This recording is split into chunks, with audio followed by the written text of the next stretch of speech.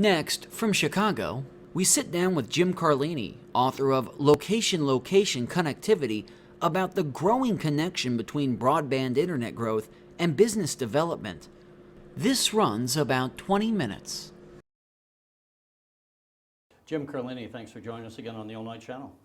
Thank you very much for having me. You know, we've talked to you before in the past about broadband and connection. You recently had a book published called Location Connectivity. And for the audience, it will be touching on some of the confluence, I might say, of technology and economic development as we build out industrial parks and as we lay the foundation for the world of the future, so to speak. I guess just as in the old days we had stairs as we sit here in downtown Chicago for high rises, and then someone, you know, they put in elevators and no one was going to build a new high rise without an elevator. Would you argue that today you don't want to have any industrial building going on that isn't going to have some top speed connectivity? Well, I think you have to realize that in the past we had traditional amenities, just like you mentioned, elevators, parking lots, security of buildings, HVAC systems that cool down the whole building. Today, we need to have intelligent amenities which focus on power and network infrastructure, and those two areas have to be redundant coming into the buildings and the campuses today, because so many companies are relying on mission-critical networks, and mission-critical networks need that redundancy both in power and in network connectivity.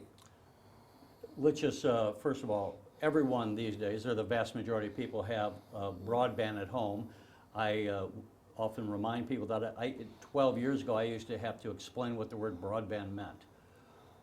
What to you is high-speed internet, and if we're going to be competitive as a state and as a nation, what kind of connectivity should we have to be competitive with the rest of the world?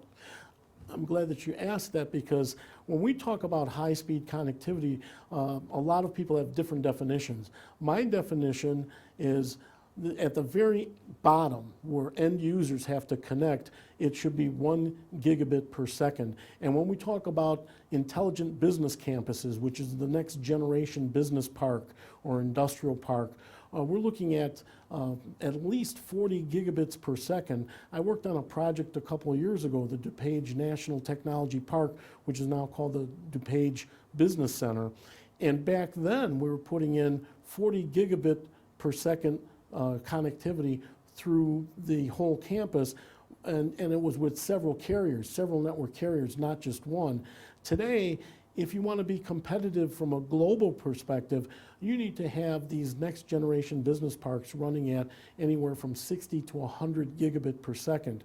And even today, when we look at what we're putting in, we have to realize that it might get up in the year 2020. We're actually looking at terabit speeds in the backbone network. Why do we need that? Just because of all the information that's being sent across. I'll give you a great example. Today we have 10 billion wireless devices, 10 billion. And they say by the year 2020, depending on whose prediction you accept, Cisco says that we'll have 50 billion. Morgan Stanley says we'll have 75 billion wireless devices. With all those devices being added onto the network infrastructure, we need to have networks that run much higher speeds than we have today. And I know a lot of people talk about the Internet of Things. You know, that's another buzzword. Well, the Internet of Things is only as good as the Internet of Reality, and that Internet of Reality is the actual network infrastructure that we have in place. So there has to be a lot of things being built out between now and 2020, which isn't, you know, it's a half a decade. Some people might be saying, if the Illinois Channel covers government, why are you covering this topic? It's not government. But I would say it is. There is an intersection. Tell us the intersection. When you work with these developers, what kind of questions are they asking you? What kind of answers are you giving them?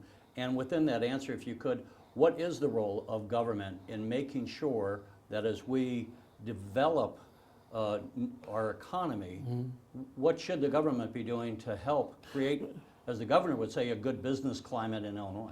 Well, it's really easy to put it this way. We're hitting a paradigm shift of next generation real estate, infrastructure, technology. All those are converging, and they're impacting regional economic development and sustainability. If we have people in government, if we have economic planners, they need to realize that this is happening. And in fact, I just spoke at the Illinois Municipal League conference about a month ago, and we had a lot of people concerned about this because they realize that if they don't have the right infrastructure, they're not going to attract the corporate facilities. And what I've come to see is that economic development equals broadband connectivity, and broadband connectivity equals jobs. And we can take it a step further, jobs equal votes. So it has to be on the mind of Illinois' politicians and national politicians, because everybody talks about job creation, but this is the way you have to do it. Some years ago when I was doing local news, there was a small town of Pana, Illinois. It's had trouble getting businesses to locate there because it didn't have 4-lane highways. And any facility, a warehouse facility that would have to be delivering goods, didn't want to have their 18-wheeler trucks in a 2-lane road. The argument, or I'm proposing this with that as a background, is high-speed connectivity of the speeds that you have mentioned analogous to what's going to be Definitely. the determining factor of where companies locate in the future? That will, unless you give us that 4-lane highway of connectivity, we're not going to go there. Definitely. It's just like before, the people used to say you need to be next to a super highway. Well, now that super highway is electronic. You need to be next to an electronic super highway to move all that information, whether it be voice, data, and video. You need to have that super highway coming into your facility if you want to attract those corporate facilities. In fact, corporate site selection committees didn't even know what broadband connectivity meant 10 years ago. Now, it's one of the top 3 issues. They look at a site, and if your infrastructure doesn't provide high-speed connectivity and there's no way to get into that, they just go to the next state, the next region. And some people are starting to realize that, and it's a lot of times it's the smaller communities because they know it's a matter of economic survival if they can get a new business in or a new corporate facility in, again, to create jobs. Are there any examples where you've worked with people and you could say, hey, once we got the high-speed connectivity in for a business that to do things, change their cost structure? I don't want to put you on the spot, but I mean, I don't know if, a lot of times you're probably working on things that are in the future under development, but I just don't know if I'm trying to illustrate for the people what, again, in a prime example, like how would it impact a business? I'll give you a great example. This is actually a mayor that I spoke with at a conference, the former mayor of Fort Wayne. Fort Wayne is a city of about 250,000. You're talking about Fort Wayne, Indiana. Indiana, Fort Wayne, Indiana, 250,000. They had a contract with Verizon to put fiber optic connectivity into everything into their city, and it cost about $110, $120 million at the time. But everybody got into their network. When you talk about network access, didn't matter what premise you were sending anything from, you had a direct fiber optic connection. And from that, they attracted some businesses. They were just like a lot of other cities, losing businesses, losing jobs. And just from that, they created over $1 billion over this last 10 years. They've created over $1 billion in new economic development. So they're right there. That's a 10-to-1 impact by spending that money and switching everything over to fiber optics. And that's I think the greatest example, because it's an example of a city rather than just a specific business or building campus. They've more or less set up their whole city now for the future.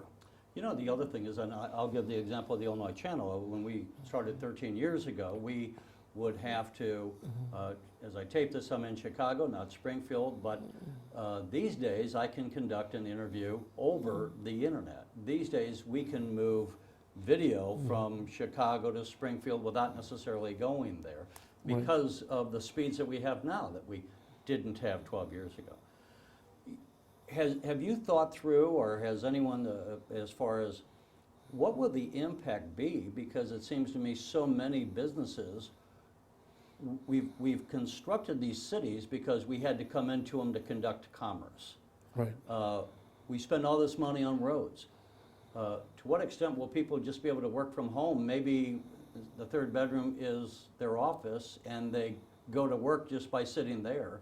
But with high-speed connectivity, they can be always on with the office without physically being there. Is that something that you get into? And to That's what extent? happening. That's actually happening today. In fact, my wife works at home most of the time.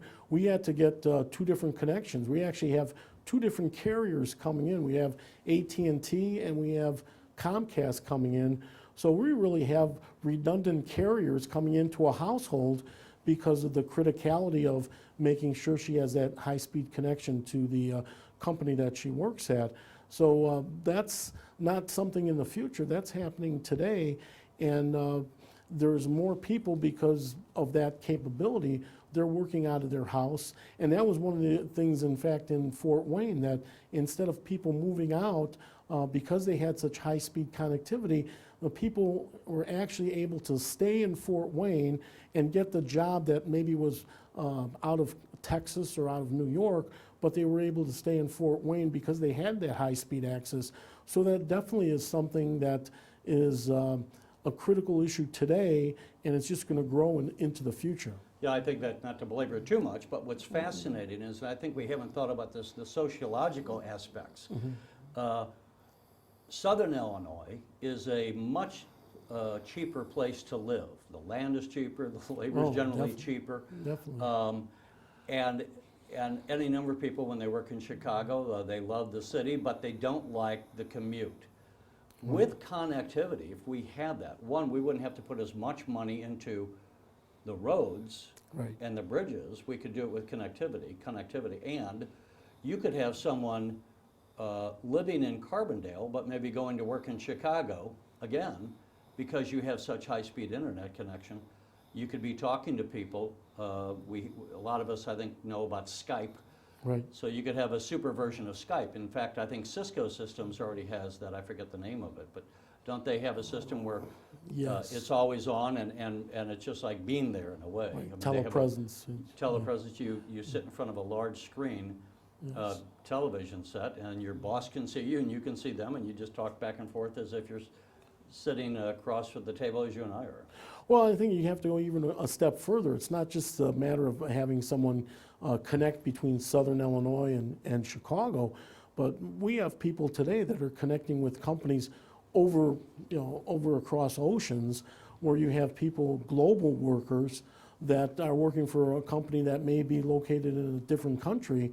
And in order to remain competitive from a global marketplace, we should have that type of infrastructure in place, because it just gives everybody more opportunities to, again, work at a place that's not local. You know, the headquarters might not be here.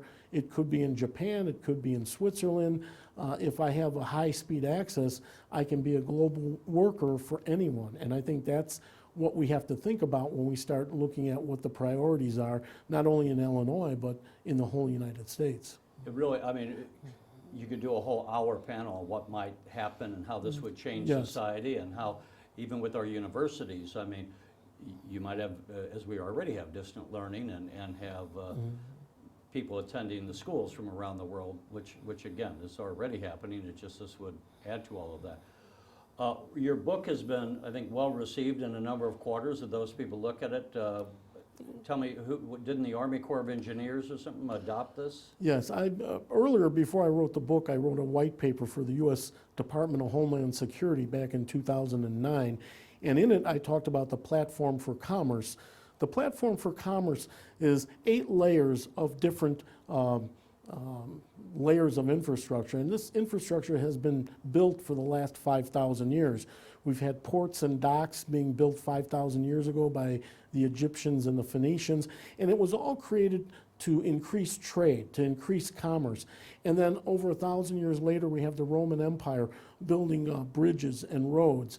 You know, they wanted to conquer more land, but what they found out real quickly was they couldn't move their army unless they had roads to overcome the obstacles within the land. So as a byproduct, they built excellent roads and bridges, and that added to the commerce and development of the Roman Empire.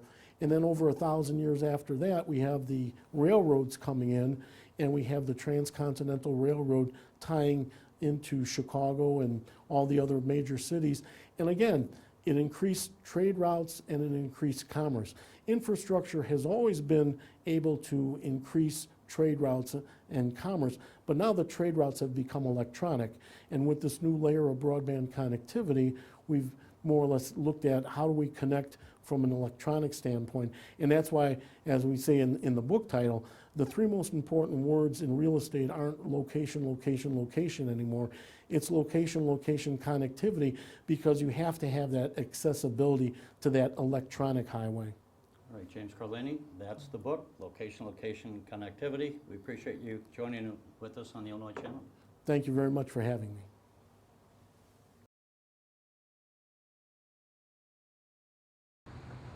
You're watching the Illinois Channel, an independent nonprofit corporation formed to provide gavel-to-gavel coverage of Illinois state government and other public affairs events taking place across Illinois.